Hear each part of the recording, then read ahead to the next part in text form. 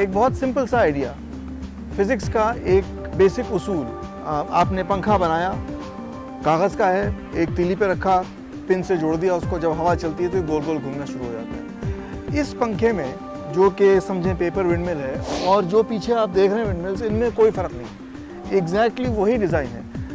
ये ज़रूर है कि पीछे जो विंडमिल्स हैं ये तीलियों से नहीं बनी, कागज़ से नहीं बनी, इनमें लोहा है, एल्यूमिनियम है और किस्म के दूसरे मादे हैं, लेकिन प्रिंसिपल एक ही है। लेकिन ये जो पीछे आप विंड फार्म्स देख रहे हैं वो इस सिंपल प्रिंसिपल के बेसिस के ऊपर हज़ारों शहरों को रोशन और आबाद रखते हैं। तो ये हवा क्या चीज़ है और इसका हमारी ज़िंदगी में क्या रोल है?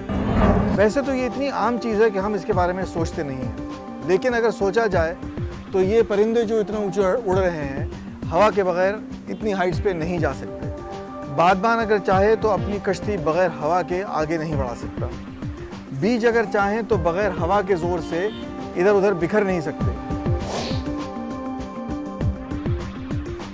हर पतंगबाज ये जानता है कि बगैर हवा के सही तरीके से पतंग नहीं उड़ाई जा सकती।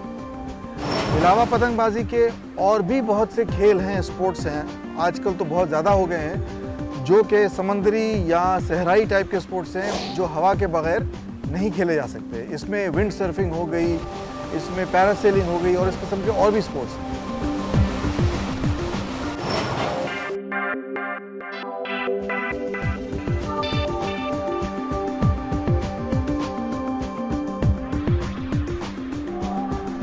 इन विंडमिल्स के बहुत से इस्तेमाल हैं।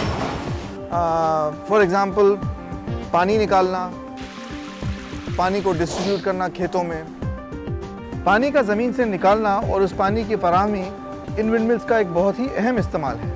इससे फसलें उगती हैं, फूलों के बागात रंग बिरंगे रहते हैं, फलों के दरख्त हरे भरे रहते हैं। ये फसलें, ये खेत, ये सब्जियों के बागात, जितनी भी हरियाली आप देख रहे हैं, ये पानी की बनिस्बत है।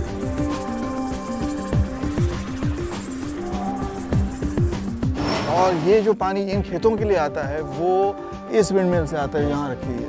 वैसे इस किस्म की तकरीबन हर 100-100, 150-150 गज़ के ऊपर और फार्म की विंडमिल रखी हुई हैं, जिसमें से बाकायदा रोज़ाना पानी निकलता है, छोटी छोटी नहरों के ज़रिए यहाँ पे आता है। अच्छा, दूसरी चीज़ ये है कि यही पानी जो है ये जानवरों के पीने के लिए भी आता है। जो मवेशी हैं यहाँ पे घूमते रहते हैं, इनको पीते पिलाते हैं। उसके बाद ये थोड़ी दूर वहाँ पे आप देखेंगे काफ़ी कुछ घास फूस उग रही है, यहाँ पे जो है सारे जानवर चरते हैं, उसके लिए भी ये पानी बहुत ही ज़रूरी है। तो तकरीबन जो कुछ भी आप आसपास देख रहे हैं, वो केले के बागात हों, वो गंदम की फसल हो, वो कद्दू के जो हैं वो पौधे लगे हुए हों, जो भी हैं वो सारे के सारे उस पानी से ज़िंदा हैं जो इन विंडमिल्स से आता है।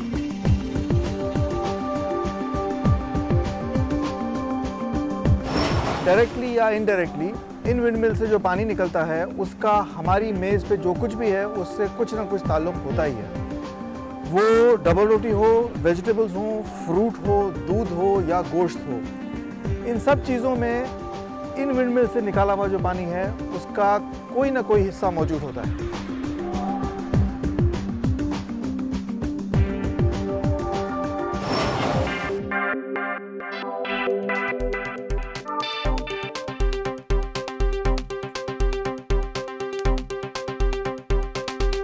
तो असल में ये विंडमिल्स हैं क्या चीज़, कहाँ से आई, किस तरीक़े से बनती हैं, एग्जैक्टली क्या करती हैं और ये हमारी ज़िंदगी में क्या किरदार अदा करती हैं, आज हमने ये देखा।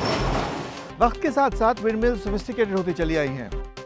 इनकी साइज़, इनकी डिज़ाइन, इनकी हाइट, इनकी ब्लेड की साइज़ और सबसे अहम इनका इस्तेमाल।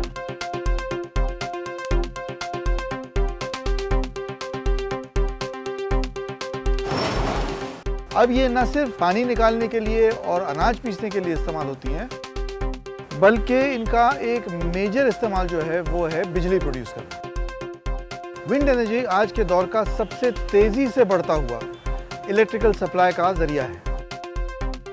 फिर भी अगर आप बिग पिक्चर को सामने रखें तो विंडमिल से जनरेट किया हुआ पावर जो है वो ओवरऑल बिजली की सप्लाई का एक बहुत ही छोटा हिस्सा है।